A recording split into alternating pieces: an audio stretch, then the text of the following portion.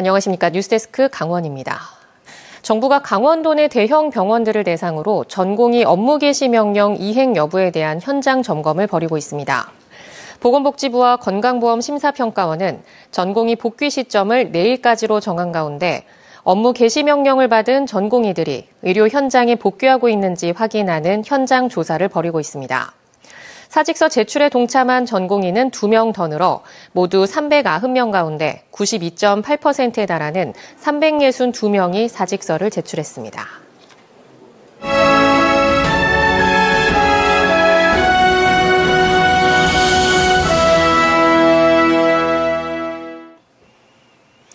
MBC 강원 영동과 원주 춘천 MBC까지 강원 지역 MBC 3사가 22대 총선을 앞두고 공동 기획 보도를 마련했습니다.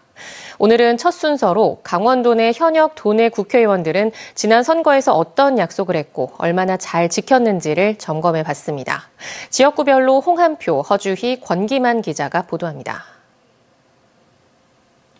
4년 전 혹은 2년 전 당선된 강원도 내 8명의 국회의원들. 이번 선거에도 다들 도전장을 내고 유권자들에게 지지를 호소하고 있습니다. 그런데 그때 했던 유권자들과의 약속, 잘 지켰을까요? 지난 선거에 배포한 선거 공보와 각 의원들이 작성한 매니페스토 답변서를 근거로 분석해봤습니다. 동해 태백 삼척 정선 이철규 의원은 21대 총선에서 20건의 공약을 내걸었고 이 가운데 완료된 공약은 5건, 14건은 추진 중이고 1건은 폐기했다고 밝혔습니다. 주로 폐광지역 개발 지원에 관한 특별법에 힘을 쏟아 유효기간을 2045년까지 연장하고 기금을 총 매출액의 13%로 상향해 광해관리공단과 광물자원공사가 한국광해광업공단으로 통합되는 데 힘을 쏟았습니다. 하지만 동해 강릉 KTX선로 고속화 개량, 삼척 KTX운행, 동해안 북방교역 전진기지 육성, 석탄산업 역사 정신 계승 사업과 광산재해자 복지 의료 확대 공약에서 뚜렷한 성과를 찾아보기는 어렵습니다. 속초 인제 고성 양양 이양수 의원은 어촌 신활력 사업의 차질 없는 추진을 완료 성과로 내밀었습니다. 동서 고속철도 완공 시기를 앞당기고 고성군 해중 경관 지구 조성 사업도 벌이는 등 완료를 앞둔 공약도 많다고 덧붙였습니다. 설악관 동반성장 마스터플랜과 설악투어 버스 운행 등은 성과가 미비하고 인제, 백담, 속초 역사 최적화와 역세권 개발은 계속 논란을 안고 있습니다. 14개의 공약을 내밀었지만 완료된 공약은 1개뿐이라고 답해 공약 실천이 중요해 보입니다. 강릉 권성동 의원이 내민 공약 20개 가운데 완료된 공약은 없고 모두 추진 중이라고 답했습니다. 다만 공약 이행 점검 질의응답 시기와 현재의 시간 격차가 있어 2024 동계 청소년 올림픽 개최, 한국화폐박물관 건립 등은 공약을 이행했습니다. 하지만 제2혁신도시 유치나 소방수련원 유치, 드론 스포츠 스타디움 완공, 회산지구 초등학교 건립 등은 가시화된 성과가 없었습니다. 춘천 철원 화천 양구갑 허영 의원. 21개 공약 중에서 20개는 추진 중이고 1개는 보류됐다고 스스로 평가했습니다. 완료된 건 없습니다. 대표 공약인 춘천 호수 국가정원은 지방정원이 확정됐고 22대 국회의원이 되면 국가정원으로 완성하겠다는 계획을 밝혔습니다. 춘천 SOC 공약 7개 가운데 성과로 볼만한 건 서면대교와 춘천 속초 동서 고속철, 그리고 GTX-B 춘천 구간 연장까지 3개 정도입니다. 하지만 퇴계역과 북춘천역 신설은 아직 가시화된 게 없습니다.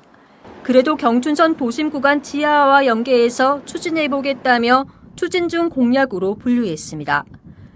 코로나19와 같은 돌발 상황에 대비한 재난기본소득과 매달 농민에게 고정적으로 지급하는 농민기본소득법안은 이번 국회 문턱을 넘지 못해 추진하지 못했습니다.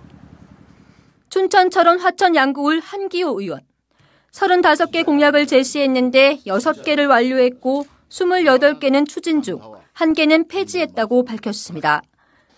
총 사업비가 1,000억 원 이상씩 들어가는 춘천 서면대교와 소양8교 건립 공약이 국가사업으로 동시 추진되는 걸 주요 성과라 평가했습니다.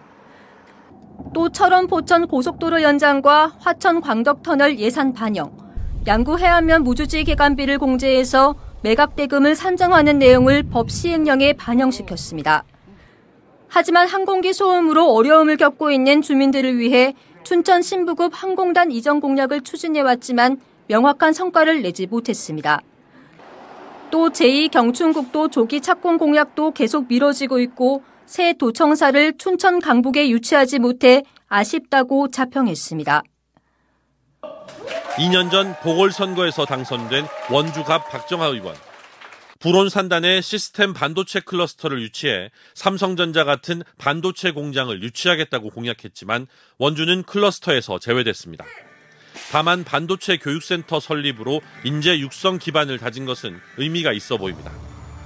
교통 분야에서는 여주 원주 간 경강선과 GTX 연장 공약은 일부 성과를 내고 있지만 원주 철원 간 강원 내륙선은 진척이 없습니다.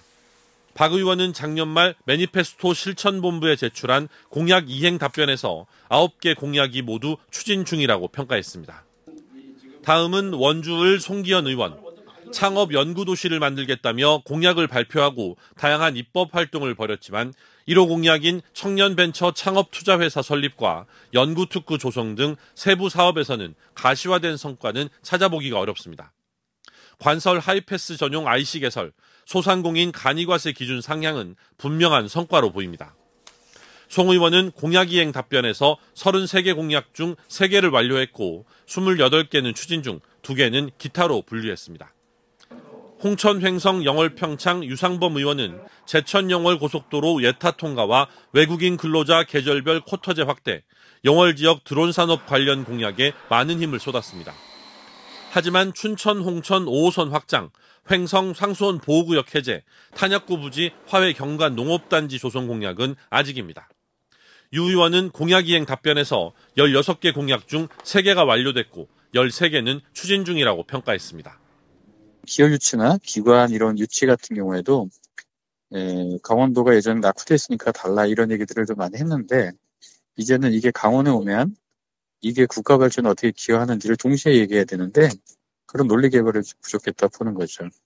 21대 지역구 국회의원의 공약 이행률이 가장 낮았던 강원 지역은 현역 의원 모두 22대 총선에 뛰어들었습니다. 재선에 성공하든 신임 국회의원이 탄생하든 21대 168건의 공약을 내걸었지만 절반도 안 되는 공약 이행률을 반성의 자화상으로 둘러볼 필요가 있습니다. MBC 뉴스 홍한피입니다. 더불어민주당이 이번 총선의 속초 인제 고성 양양선거구 후보로 김도균 전 육군 수도방위 사령관을 단수 공천했습니다. 속초 인제 고성 양양선거구에 민주당에서는 김도균 전 사령관과 박상진 전 국회이사관 2명이 공천 신청했지만 경선 없이 김 전 사령관을 단수 공천했습니다. 춘천 철원 하천 양구 을 선거구는 유정배 전 대한석탄공사 사장과 전성 지역위원장이 경선을 벌입니다. 어려운 상황이. 방학이면 대학생을 대상으로 단기 일자리를 제공하는 지자체가 많습니다. 대학생들 사이에선 인기가 높은데 대학 비진학 청년들은 학력을 이유로 지원조차 할 수 없습니다. 국가인권위원회가 대학생에게만 지원 자격을 주는 건 학력 차별이라고 규정했는데 강원도에선 학력 차별이 여전했습니다. 유주성 기자입니다. 분주하게 움직이는 식품 공장의 직원들. 실리콘 틀 안에 노란 사각 치즈를 빠른 속도로 꺼내 정리합니다. 이 직원들 중 3명은 대학생입니다. 김경민 씨는 지자체 대학생 아르바이트 지원 사업 덕분에 일을 구했습니다. 네, 많이들 하고 싶어하고 방학 때 주변에 돈 벌려고 많이 신청하는 것 같아요. 지원했는데 결국엔 떨어졌다는 친구가 있었어요. 딴 데보다 일단 안정적으로 한 달 동안 쭉 나올 수 있는 게 좋은 것 같아요. 대학생 행정 인턴, 대학생 직장 체험 활동 등 이름과 내용은 조금씩 다르지만 지자체들은 여름과 겨울방학 기간 대학생에게 단기 일자리를 제공하고 있습니다.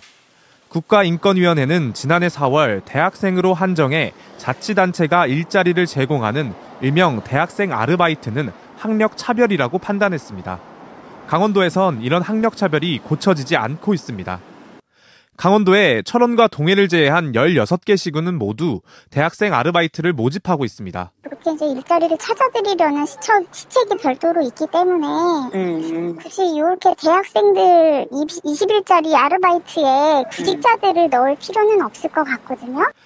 대학생 중에서도 방송통신대학이나 사이버대학 학생 등의 지원을 제한하는 규정이 있는 곳도 11곳에 달합니다. 방송통신대학이나 사이버대학 이런 곳은 선발 제외자로 이렇게 나와 있는데 일단 특별한 이유는 없고 저희가 실질적으로 일단은 대학교를 다니시는 분들께 조금 제공을 해드리는 부분이 있어서요.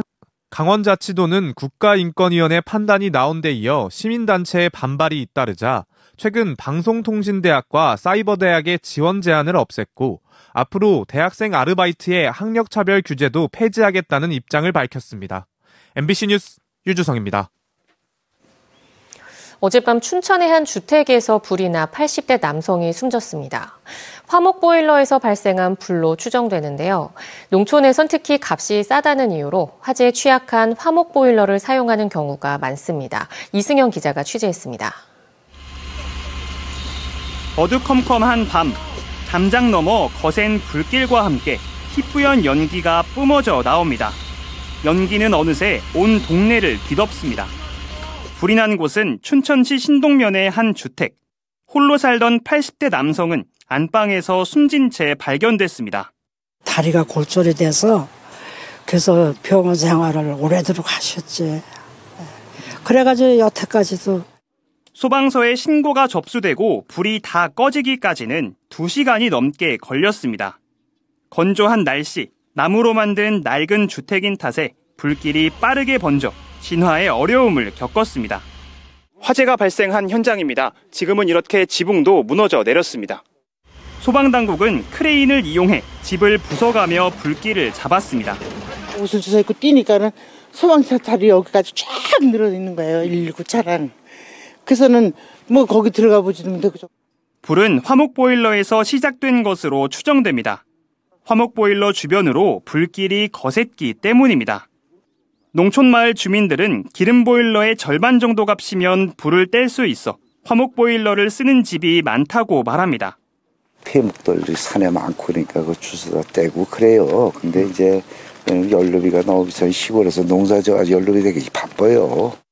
최근 5년 사이 강원도에서만 160건이 넘는 화목보일러 화재가 발생했는데 화재 원인은 기계적 요인이 49%, 부주의가 43%를 차지했습니다. 전문가들은 화목보일러의 연통을 주기적으로 청소하는 등 각별한 주의가 필요하다고 말합니다. MBC 뉴스 이승현입니다. 지난해 우리나라 합계 출산율이 0.72명을 기록하며 역대 최저 기록을 또다시 갈아치웠습니다. 통계청에 따르면 전년인 2022년 0.78명보다 7.3% 하락하며 지난해 합계 출산율이 역대 최저였고 올해는 0.7명대마저 깨질 가능성이 커졌습니다. 강원 역시 2022년 0.97명에서 지난해 0.89명으로 0.08명 떨어졌습니다. 태백시청이 운영하던 주요 시설을 위탁해 운영할 시설관리공단의 직원 채용이 마무리됐습니다. 태백시 시설관리공단은 공개 경력 경쟁 채용에서 팀장급 3명과 일반직 행정주임 등 42명의 합격자를 발표하고 다음 달 임용할 예정입니다. 시설관리공단은 60여 명 규모로 장성동 문화플랫폼에 사무실을 두고 공원묘원과 화장장, 국민체육센터, 자연휴양림, 탄탄파크 등 10개 편의시설과 관광시설을 운영하게 됩니다. 강릉시가 구정면 일원에 조성하는 천연물 바이오 국가산업단지의 조속한 추진을 위해 정부와 협력을 강화합니다. 강릉시는 오늘 국토교통부 대회의실에서 제5차 신규 국가산업단지 범정부 추진지원단 회의에 참석해 국가산단 추진 현황을 점검하고 주요 현안 사항과 규제 개선 과제에 대해 논의했습니다. 특히 올해 예비타당성 조사 통과를 위해 중앙정부 차원의 협조와 지원을 요청했습니다. 강릉시는 현재 국가산단 조기 조성을 위해 기업 입주 수요를 위한 협의를 진행하는 한편 2026년 산업단지 계획 승인을 목표로 행정력을 집중하고 있습니다.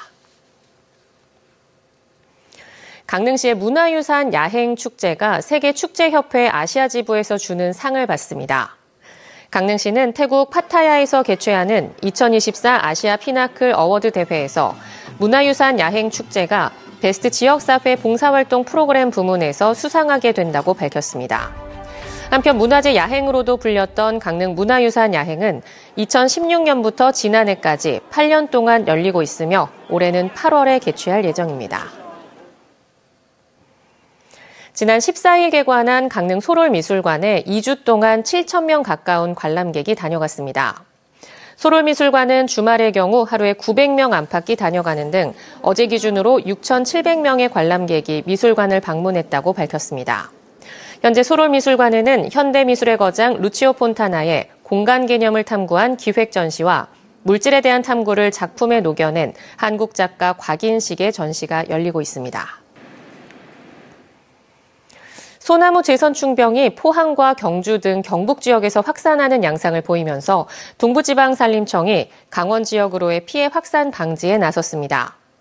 이에 따라 동해시와 제선충병 피해 현황과 방제 상황, 지역에 맞는 방제 전략을 마련하는 등 협력 계획을 세웠다고 밝혔습니다. 산림청은 오는 4월까지 지자체와 합동으로 집중 방제를 벌여 대확산을 막을 계획으로 지난달 대구 경북과 경남 등 6개 시군 4만 483헥타르를 특별 방제 구역으로 지정했습니다. 동해시가 내년도 국도비 확보 목표액을 올해보다 14% 늘어난 2,500억 원으로 잡았습니다. 강원뉴스 마칩니다. 시청해주신 여러분 고맙습니다.